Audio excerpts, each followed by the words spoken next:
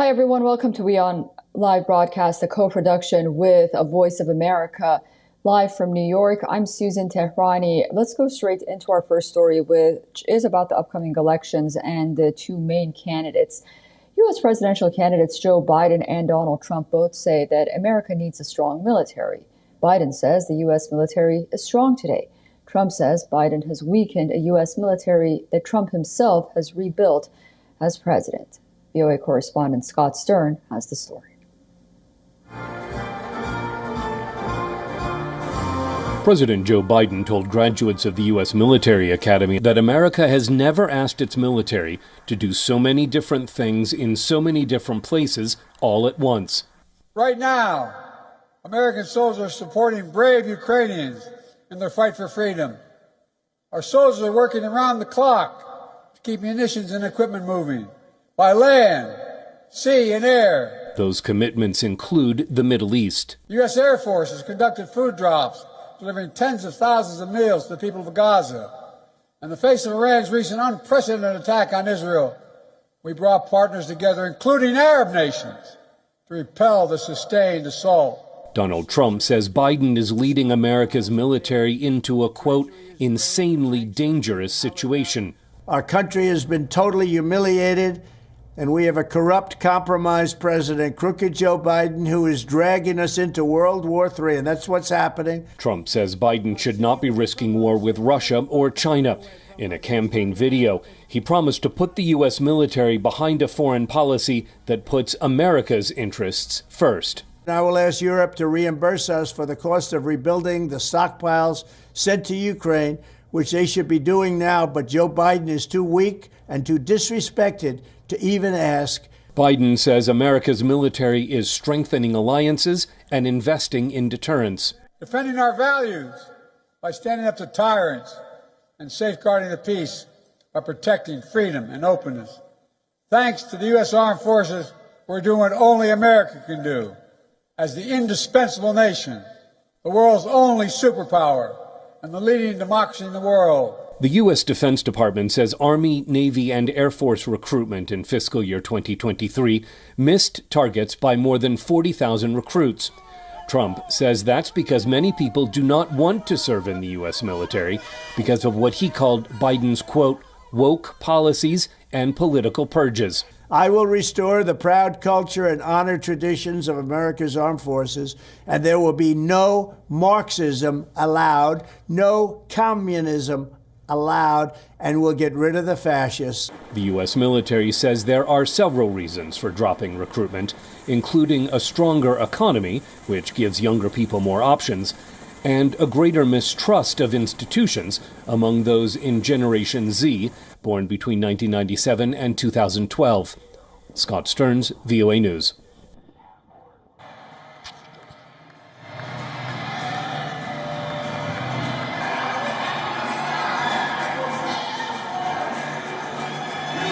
In 2020, Black voters in Philadelphia and across our nation helped President Biden and me win the White House. Yes, you did.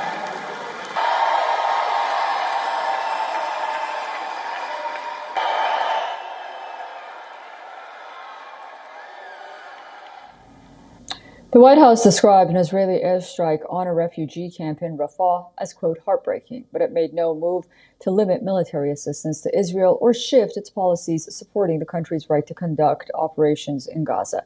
Anita Powell from VOA reports from the White House. These are the scenes the White House describes as heartbreaking. The aftermath of an Israeli airstrike that killed at least 45 people crammed into a displaced persons camp in Rafah. Even the safe area that the enemy said is safe is not safe. Even Rafah has no safety. It is known that this is a displaced camp. All of these were martyrs. To be honest, it is a scene that cannot be comprehended.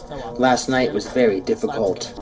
President Joe Biden has repeatedly warned Israel against launching a ground operation in the crammed southern Gaza city. But the White House stressed Tuesday that it doesn't believe that the weekend's airstrikes crossed the administration's red line or warranted a policy shift. We have been, I think, very strident in our condemnations about the deaths of innocent civilians. These deaths are not excused from that.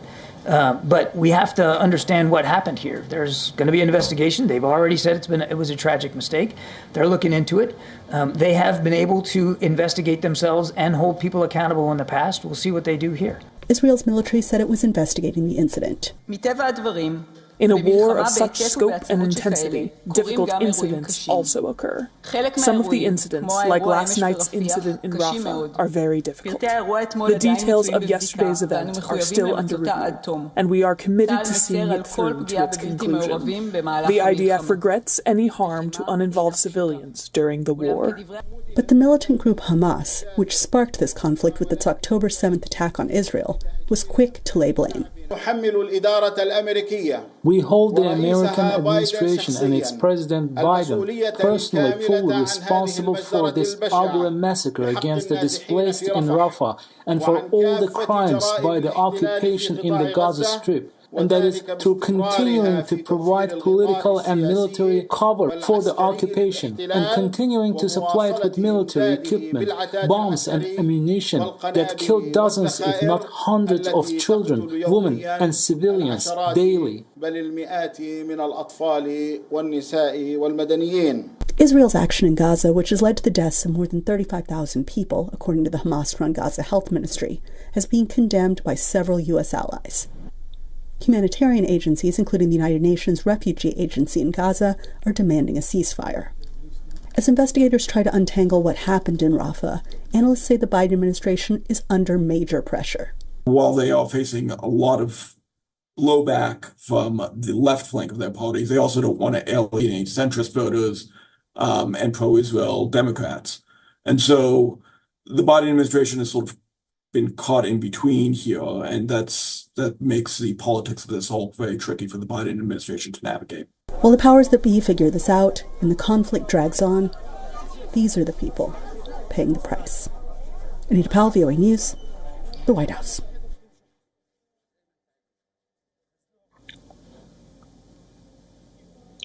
VOA's Jessica Stone is now joining us live from the White House. Jessica, great to see you.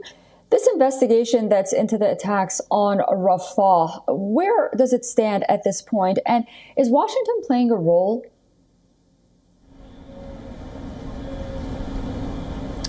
They are playing a role, and Washington is urging Israel to do this investigation and watching it very closely. Israel claims that its munitions, though, could not have caused this, the damage that we saw and the civilian deaths that we saw because its munitions were simply too small. And so they are now investigating, according to the IDF spokesperson, the possibility that Hamas was storing some munitions nearby, not far from the civilian camps that ultimately paid the price for the attack. And that is ongoing. But Slovenia's deputy UN ambassador says this is not the only occasion where there have been civilian deaths at the hands of Israeli attacks or nearby, and says we should still have some reports from those, and we are waiting for those investigations to be complete, indicating some impatience on the part of people at the United Nations about the status of these investigations. Meantime, Algeria has been circulating a draft resolution at the United Nations to call for an immediate halt for Israel's war in Gaza, and specifically in Rafah. Israel says, though, that it cannot do so because if it allows any remnants of Hamas to stay in the Gaza Strip, it will mean attacks down the line for Israeli citizens, and so it says it needs to protect them. Meantime, Washington is focused on pushing Netanyahu's government to really come up with a plan, and they have yet to do this, about what happens after the war, essentially needing an incentive for Hamas and for the Palestinian Authority to have some idea what the end game is here in terms of governance for the Palestinian people and for the refugees. And this port that the military port off the Gaza coast, that the U.S. had set up has been temporarily removed this week for repair. How is that impacting aid delivery for the people of Gaza? Yeah, so it was just in operation for 2 weeks, Susan. There was a number of trucks, over 100 trucks, that were able to make it across the pier and deliver aid, more than 900 million tons, in fact, according to the United Nations. But this pier system was damaged earlier this week in a storm, and it has been deconstructed. The parts that are broken have been removed, and it's been taken back to U.S. Central Command for repair. Pentagon spokesperson saying that they expect to have it fully operational in a little more than a week, but obviously this is definitely slowing down the delivery of humanitarian aid to those refugees. Okay. And Jessica, big news coming in last night regarding that hush money case involving the former president. His criminal trial has concluded now in New York City. Jurors have issued a guilty verdict against Donald Trump on all 34 counts. Is this going to play out favorably, unfavorably on the campaign trail? What impact will it have? Well, so far we've only seen a public and visceral reaction from the Donald Trump campaign. The president continuing with the narrative that he is a victim of political maneuvering and electoral tampering, and certainly he has continued to take that position, as have his supporters.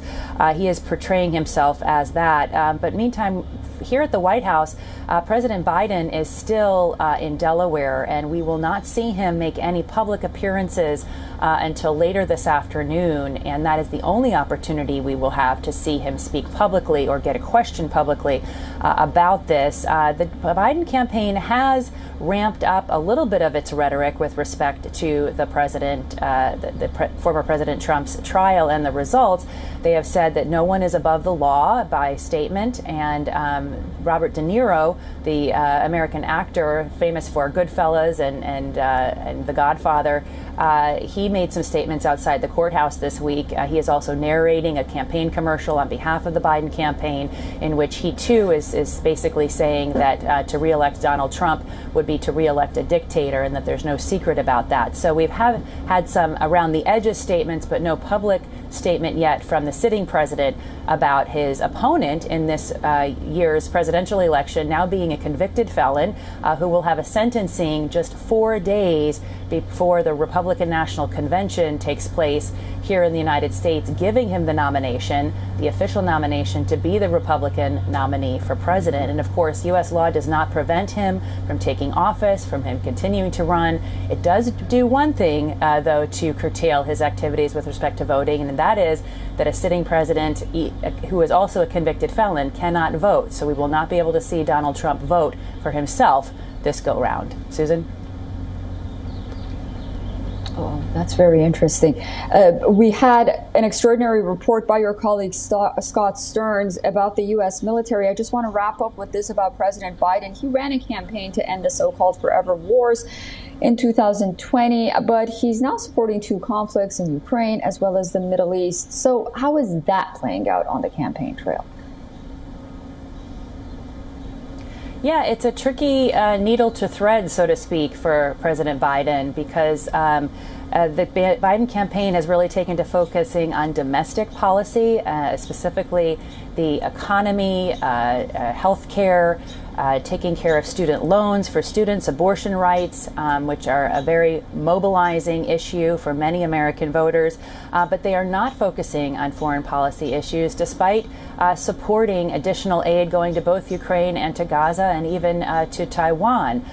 These are not campaign issues that have been successful for any president, because most Americans don't vote based on foreign policy issues. But in particular, the Biden administration is really at a crossroads within the Democratic Party. There's a number of people who do not support the war in Gaza and the Biden administration's position on that.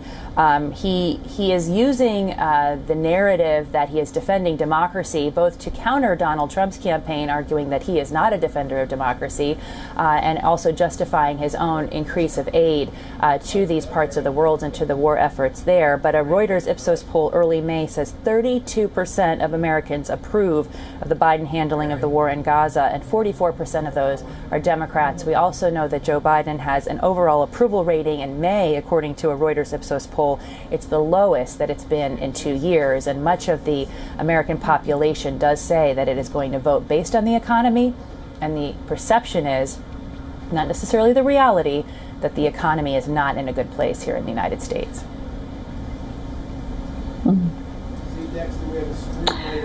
Jessica Stone, live from the White House. Thank you so much for joining us, and thank you so much for those thorough analyses on all of these stories that made headlines this week. You bet.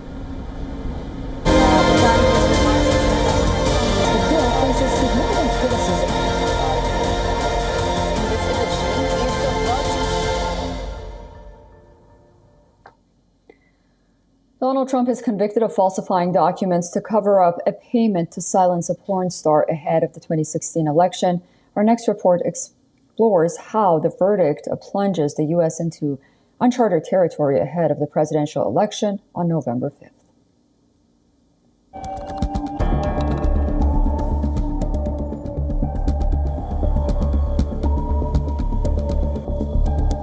Donald Trump is the first U.S. president to be convicted of a crime. One of the world's most powerful men tripped by an adult film star, convicted for lying about the hush money he paid her to keep quiet about what she calls an uninspiring tryst. But the former U.S. president continues to maintain that he is innocent. This was a disgrace. This was a rigged trial by a conflicted judge who was corrupt. It's a rigged trial, a disgrace. They wouldn't give us a venue change. We were at 5% or 6% in this district, in this area. This was a rigged, disgraceful trial. The real verdict is going to be November 5th by the people. Love him or hate him, but most Americans will agree that in the 2.5 centuries since their republic was founded, there has never been a president quite like Trump. I feel very sad for America. I feel very sad for America because this is the man who's fighting for America. This is the man who's fighting for America. He tried to save America. Trump has been committing crimes his whole life, and it wasn't until recently that it finally caught up with him. He's been found liable in 2 civil cases, but this is the first time he's been found guilty on a criminal case. So it's very exciting, finally. We've been waiting for so long. The trial involved charges that Trump falsified business records to cover up a hush money payment to Stormy Daniels, the adult film actor who said she had sex with Trump in 2006. Trump is expected to appeal the verdict and will face an awkward dynamic as he returns to the campaign trail tagged with convictions. The conviction and even imprisonment will, however, not bar Trump from continuing his pursuit of the White House.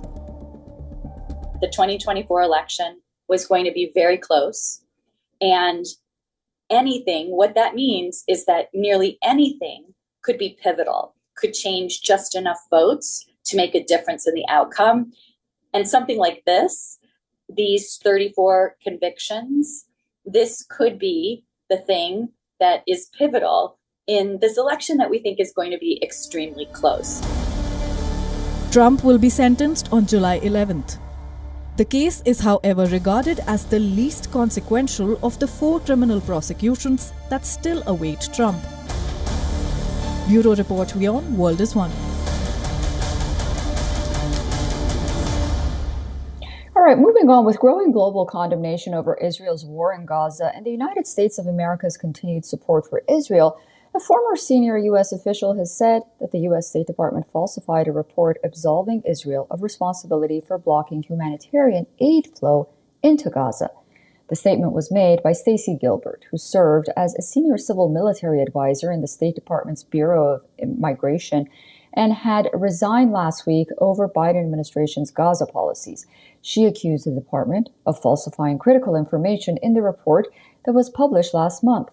The U.S. State Department report claimed that despite reasonable grounds to assess that Israel had used U.S. weapons being inconsistent with international humanitarian law, there was not enough concrete evidence to link the American weapons to any form of violation. Gilbert further said that the report's conclusion went against the overwhelming view of the State Department experts who were consulted on it. She asserted that there was a general consensus among the experts that Israel was playing a role in limiting the amount of food and medical supplies crossing the border into Gaza. However, that did not reflect in the published report.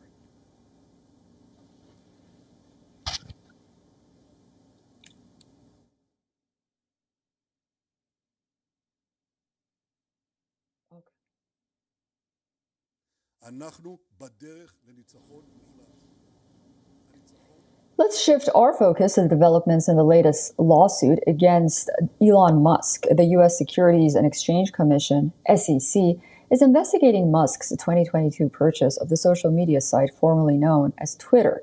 The billionaire has now agreed to testify in the U.S. regulator's probe. A court filing shows Musk agreed to sit for a 5-hour deposition at one of the SEC's offices.